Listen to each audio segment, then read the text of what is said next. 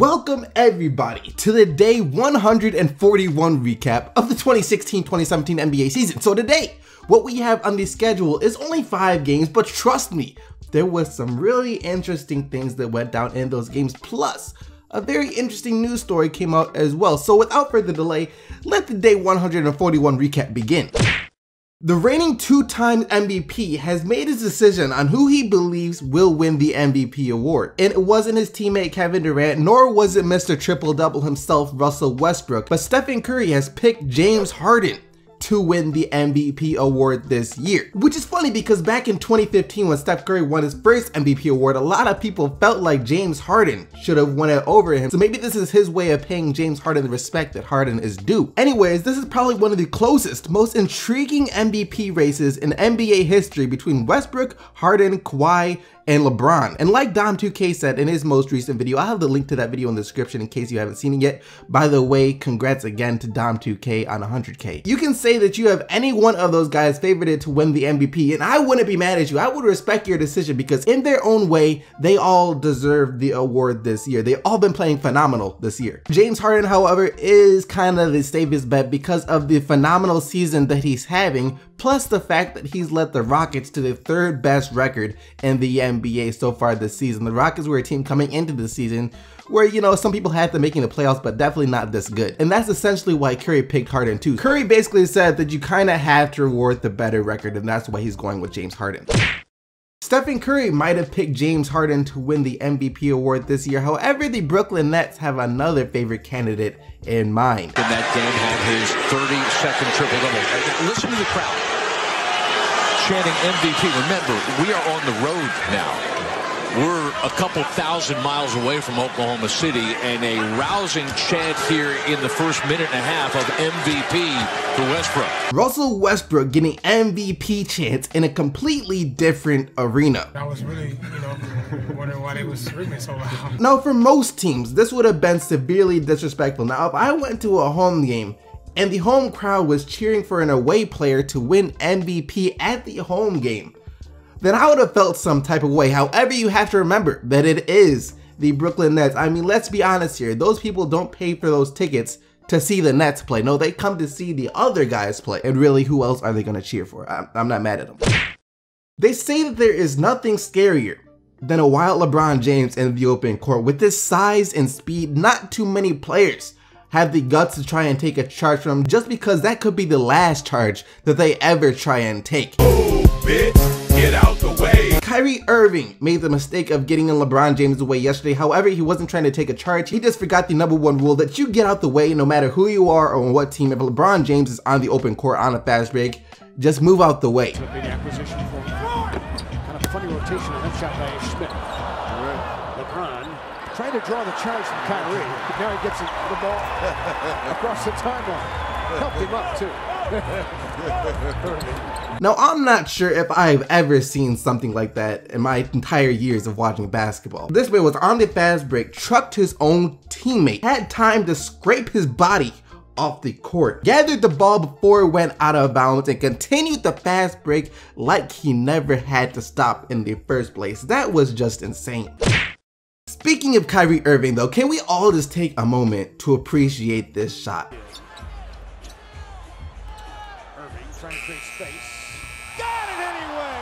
A ridiculous bucket by Kyrie. They'll review it at the break to see if it's a 2 or a 3. Run that back one more time. A ridiculous bucket by Kyrie. They'll review it at the break to see if it's a 2 or a 3. See, if I'm the defender right there, I feel disrespected. Actually, as a matter of fact, if I'm the whole team right there, I feel disrespected. We have our best defender on you, and you have the nerve to take a step back off balance, fading away 3 off one leg, mind you, and then on top of that, you have the nerve to make it while his hand is in your face. Who do you think you are? We all had something like this envisioned when DeMarcus Cousins was first traded to the New Orleans Pelicans. Just pure dominance and some beautiful plays like this one. And they gave up a big lead in that game, but then came back. AD on the reverse. How about that lob boogie to AD? oh man, I can take a few more of those. Look at And once they develop more chemistry together on the court and get some other good players around them besides Jrue Holiday, of course, we can see that more on a daily basis, unless stuff like this keeps happening to Anthony Davis. Myers Leonard. Okay. Little ragged. Pels will take it to on the takeaway. Crawford, finger roll. Pretty clear. Come on, Anthony Davis. We need you to stay healthy. I want to see what you guys can do in a full season together with some more talent that you're going to get this offseason around you. And that about wraps up all the news and extras from last night. Now let's jump straight into the games. A year ago, I was saying the Pistons were getting no love from the NBA because they were never nationally televised. Now I am begging you, NBA, please stop nationally televising my Pistons like this. They lose every time. Like seriously, every time, and it's never even close. Last night it was over really halfway through the opening period, and the Cavs wind up with a 128-96 win. LeBron James got his career high 10th triple-double on the season with 16 points, 11 rebounds, and 12 assists, and Kyrie Irving added 26 points and 6 assists. Heck, even Iman Shumpert looked good offensively out there with 18 points. And Larry Sanders also got his first action for Cleveland last night. He only played 2 minutes and didn't do anything, but still, it was good to see him on the court for the first time in 2 years. Tobias Harris had 17 for the Pistons.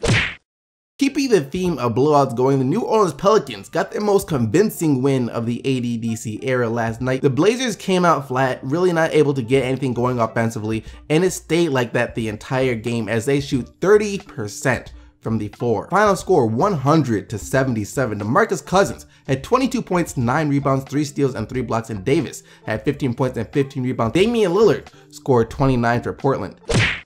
Mr. Triple-Double Russell Westbrook does it again with triple-double number 33 on the season. Not only was it a triple-double for Westbrook though, but he was on the cusp of a 20-20 game as well with 25 points, 19 assists, and 12 rebounds. Victor Oladipo also scored 21 for OKC, and the Thunder get the 122-104 win over Brooklyn. Brook and Lynn did play well for Brooklyn though, 25 points for Brook and 24 for Lynn. The Warriors came into this one riding a 3-game losing streak, their first 3-game losing streak in I believe 2 years. And for a bit, it seemed like it was about to become a 4-game losing streak with the loss to the Sixers. However, Draymond Green simply wasn't having it as he led the Warriors back from down 16 to get the 106-104 win over Philly. Green stuffed the stat sheet with 20 points, 8 rebounds, 8 assists, 6 blocks, and 4 steals last night. Absolutely amazing performance. Curry also had 29 points, shooting 5 of 13 from 3. Still not the best shooting from distance, but better than what he has been doing. And Klay Thompson also scored 28 for Golden State. Darius Saric did play well again for Philly though, with 25 points, 7 rebounds, 6 assists, 3 steals, and 2 blocks. The Knicks may have taken an L in their last game to the Brooklyn Nets, but they bounced back last night to beat the Pacers 87-81 in a game that both teams really struggled on the offensive end. The Knicks, just struggled a bit less. Carmelo Anthony led the way for New York with 23 points and 13 rebounds, and Paul George had 22 points and 10 rebounds for Indiana. Kristaps Porzingis actually had to make an exit as well with the thigh contusion that he suffered in the 3rd quarter. And that about wraps up all the action for the day 141 recap of the 2016-2017 NBA season. And now it's time to get into the player of the day.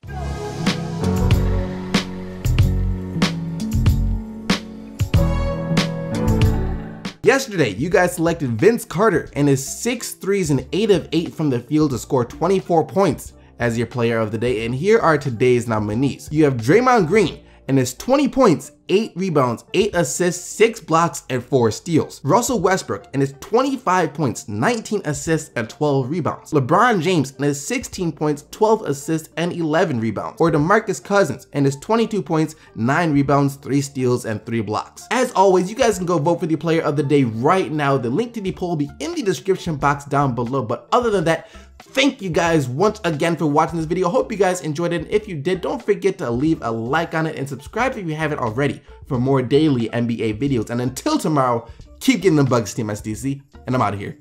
Peace!